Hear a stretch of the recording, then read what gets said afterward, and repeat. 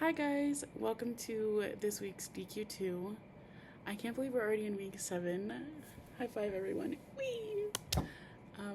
But this week we're talking about the couple in the sexuality chapter, Monica and Eli. And so before talking about what I would change and how to incorporate Christianity into their treatment, I kind of just wanted to go over the important, and I think a lot of the information was important, but the most relevant information. So, first, we know that Monica is a first generation Mexican American. She's bisexual from a small rural town in the southern US. Her mom was a dressmaker and her dad was a home builder, and she was raised in a devout Catholic family. And in that family, sexuality was not really talked about, so she would kind of describe herself as sexually repressed.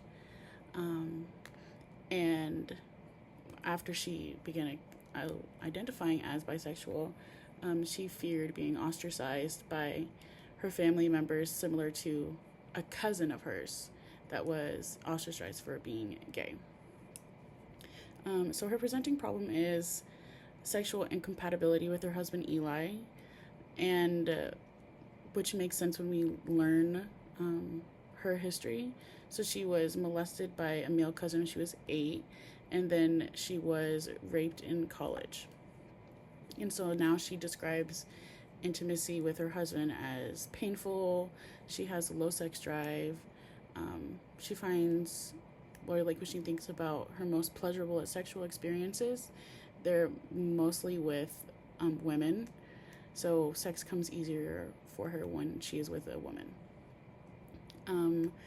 And I guess, they're in therapy because she is fearful of losing her partner because, quote, she can't get the sex thing right. So she describes feeling like when she is having sex with her husband, she feels like she's hovering over the bed, watching everything happen. So that is a clear sign of a trauma response. And another large thing that I think is important when treating this couple is the fact that she has not disclosed her past sexual history with her husband. I think that's probably contributing a lot to why she is having such a difficult time connecting with Eli. So she said that she doesn't want to tell him because she doesn't want it to change the way he looks at her, which makes sense. So I think in therapy, I would spend a lot of time addressing that.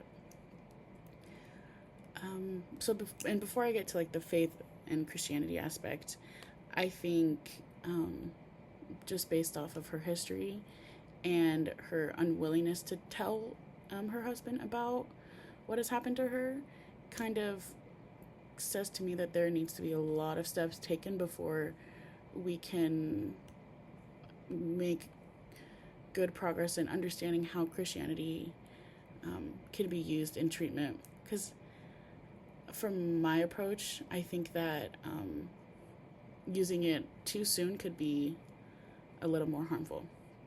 So personally, I would use EFT to promote like a good, healthy attachment with her husband, and spending a lot of time creating a safe space where she can feel emotionally connected with her husband. I think we hear a lot in class how sex is a symptom, and I think this case really is a good demonstration of how sex is a symptom of like a much bigger problem within Monica and impacting her relationship with Eli. So, having them come into therapy and saying, okay, well, Christianity says that, sex between a man and a woman is great and within marriage, it's not really going to be, don't think that's what we would actually say, but for example, if we said that, it's probably not going to really do a whole lot. And so I think like this first major step would be to get her to disclose that information to Eli. And I would use EFT to do that. And then I also think that her description of hovering over the bed when she's having sex is indicative of like how great maybe EMDR would be for her, and processing that trauma would probably make disclosing it and talking about it and addressing those emotional wounds a lot easier if she had like individual time to process her trauma. And so now we're going to move into like the Christianity and faith aspect of it. And there are two things that I think really tells me how like deep rooted her thoughts are about sex. When she was younger, she overheard her mom and her aunt talking about how someone in the neighborhood got pregnant outside of marriage, and she heard her mom say, it's, you know, you better wait until marriage or you'll end up alone and burning in hell. And so that, I think, is a very painful image to imagine, especially when you're a child. And so that's going to teach you that, yeah, no, sex is not great, because you can burn in hell for it.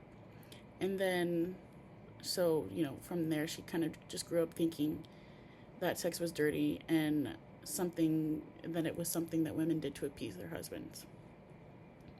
And so from my perspective, I definitely understand why she would have this aversion to sex. And then you incorporate her sexual abuse history, and then you add bisexuality on top of it. It makes a recipe for difficulty connecting with her husband.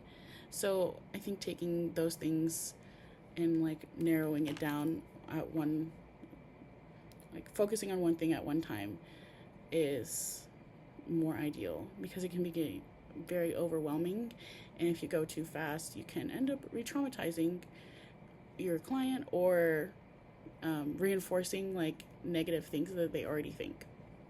So the things that I would change in treatment when it came to using or incorporating a biblical worldview into treatment would be to spend a lot of time exploring how she thinks her faith has led to her point, like where she's at in treatment. Especially if I'm using if I'm using EFT, what does like the Bible,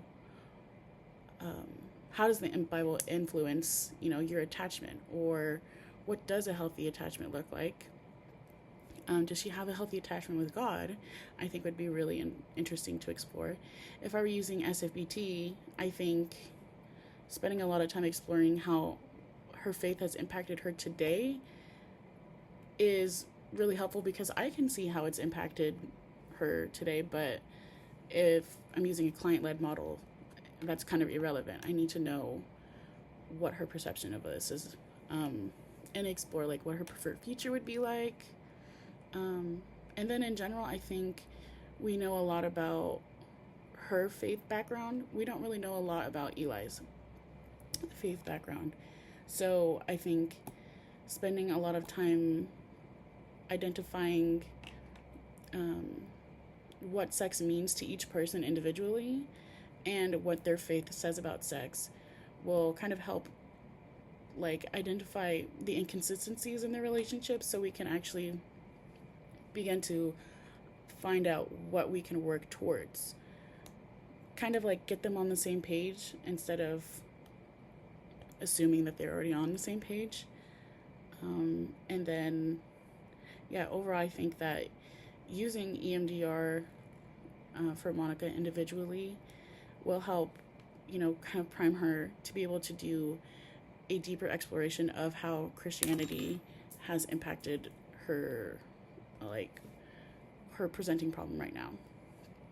And I think it's just important to know that she might not be ready to explore how Christianity, explore the role that faith has in her relationship right now. And that's okay to just go at the speed of your client and keep those goals in mind, but just take this treatment with this couple one tiny step at a time.